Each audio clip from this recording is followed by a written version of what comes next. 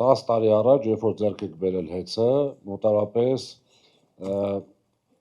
3 ամսվա կյանք է ունեցել։ Ես ինչ եմ ասում, որ հիմա այս կառավարությունում էլ կան մարդիկ, ովքեր տեղյակ էին։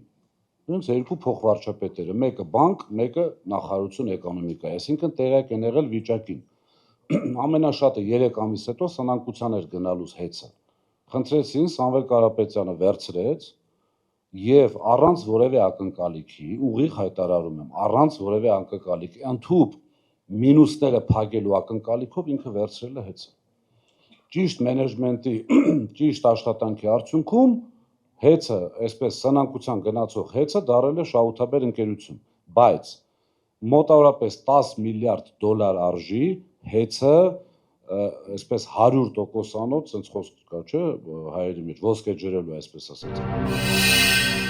Բաժանորդագրվեք Արմատ մեդիայի ալիքներին YouTube-ում, Facebook-ում, Instagram-ում եւ Telegram-ում։